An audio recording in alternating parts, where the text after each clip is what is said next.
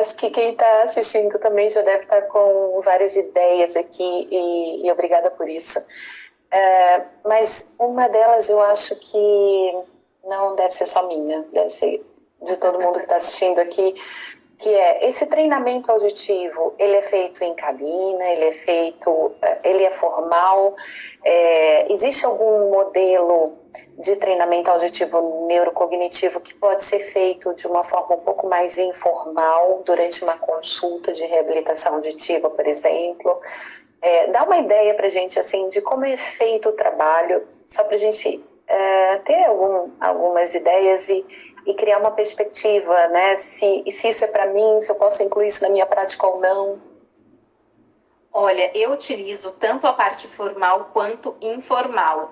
Inclusive, para alguns pacientes, eu começo com o informal, eu faço fora da cabine, mas eu junto os dois. A minha sessão dura 1 hora. Então, nessa 1 hora, eu tenho um planejamento, eu faço o planejamento daquele paciente, eu vou aplicando as técnicas. Então, por exemplo, o que se pode fazer? Mas eu tenho a cabine, então eu vou falar nas duas situações, quem tem e quem não tem. Tá. O que você precisa observar? As dificuldades do seu paciente. Se ele tem dificuldade... E muitas das vezes, gente, a gente vai focar muito na queixa do paciente. Então é uma queixa muito de compreender a fala na presença do ruído. Uma questão muito importante. Paciente que tem perda auditiva, que utiliza aparelho auditivo, uma das questões que eu sempre foco quando eu vou dar aula, trabalhar processamento temporal. Porque o que eu observo, que as pessoas, elas focam muito na queixa, não entendem em ambiente ruidoso e se esquece muitas vezes do processamento temporal. E se o paciente não tiver um bom processamento temporal, por mais que você trabalhe a habilidade de figura funda, ele vai continuar com dificuldade, porque ele tem uma dificuldade de discriminação. Ele vai ter uma dificuldade de entender se a pessoa falou faca ou vaca, por exemplo, e mesmo que você trabalhe a habilidade de figura fundo, a dificuldade de discriminar, a dificuldade nesse processamento temporal, tanto de resolução quanto de ordenação, ela está em dificuldade. Então, precisa trabalhar. Eu trabalho processamento temporal com todos os pacientes. Isso é super importante de trazer, né? Uma outra questão importante. Então, você vai trabalhar ali... o seu paciente, ele trouxe uma queixa específica de dificuldade de compreender a fala na presença do ruído.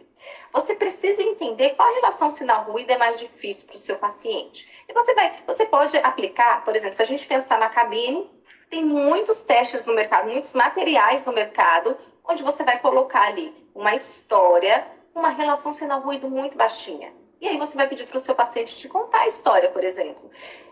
Você não vai pedir só para ele apontar. Você vai pedir para ele te contar do que se trata, o que será que aconteceu. E aí você vai modificando, você vai deixando esse ruído mais alto até você entender qual é a principal dificuldade ali do seu paciente. Isso se a gente pensar dentro da cabine. Eu não tenho cabine, vou trabalhar fora da cabine. Você também consegue ir trabalhando mais ou menos os níveis ali de som, aumentando e baixando. Você vai trabalhando com o que você tem ali no seu formato. E aí a gente está trabalhando o quê? Então eu estou conseguindo entender qual é a relação sinal-ruído ideal ali nesse momento para o paciente. Eu vou trabalhar então a partir dela. Eu não posso já colocar uma relação sinal-ruído zero. Tem paciente que não consegue, certo? Não sei se você quer que eu explique o que significa essa relação sinal-ruído, que seria assim, um sinal, por exemplo, a história na mesma intensidade do ruído. Aí é uma relação zero. Quanto mais o ruído está alto, né, está acima o volume, né, pensando acima da história em relação sinal-ruído negativa, e se ele está abaixo, uma relação sinal-ruído positiva. Então, você vai entender. Então, eu sei que eu preciso trabalhar com o paciente aquela relação sinal-ruído. Você vai focar nisso. Até que você coloca um dB acima. Vai colocando os dBs acima. Você não precisa colocar 5, 10 dBs acima. Você coloca o que o paciente consegue. Conforme você viu que aquela relação sinal-ruído, vamos supor que o paciente ele só consiga compreender a fala. Estou falando um pouco rápido por conta do tempo. Ele só consiga entender a fala numa relação sinal-ruído de mais 10. Onde a fala está 10 dBs acima do ruído. Você vai focar naquilo. Quando ele conseguiu em menos 8, por exemplo, aí você vai também colocar outras estratégias juntos. Por exemplo, o paciente está ouvindo uma história, ele está ouvindo uma fala e ao mesmo tempo ele vai fazer um joguinho, tá? Então você vai trazendo estratégias onde está trabalhando cognição, junto com estratégias onde está trabalhando a via auditiva. E quando a gente pensa, por exemplo, eu ouvi e eu apontei para o que eu ouvi, eu estou trabalhando um nível de auditivo e cognitivo. Agora, quando eu ouvi, eu preciso compreender, eu preciso responder perguntas depois, eu estou trabalhando outros níveis cognitivos do meu paciente, compreendendo tanto da memória de trabalho, a memória de longo prazo, a memória de curto prazo. Eu estou trabalhando também essa organização do discurso, como que ele compreendeu aquela história, como que ele compreendeu aquela informação. E eu vou falar para vocês que muita coisa aparece nessas situações de atividades, até questões emocionais, é que não dá tempo, poderia contar, trazer vários exemplos aí de pacientes, trazendo questões do paciente não ouvir, ele distorcer aquela história, e quando você fala, olha, agora eu vou colocar a história sem ruído, ele fala, nossa, eu acho que eu falei isso porque quando eu era criança aconteceu isso. Gente, acontece bastante quando é paciente idoso. E a gente entender, olha, então aqui eu preciso de um acompanhamento com o psicólogo, porque por mais que eu trabalhe esse neurocognitivo, esse emocional dele está atrapalhando demais essa escuta. Esse emocional dele está trabalhando demais esse cognitivo. Então ele precisa também de um acompanhamento em conjunto com outro profissional. Essa abordagem, essa abordagem Gasmilha chama de audiologia intervencionista. Eu acho que é um olhar 360 que temos aí sobre o indivíduo, né? Ele não só como indivíduo, mas dentro de um contexto social, um contexto familiar também. Então, eu acho muito bacana.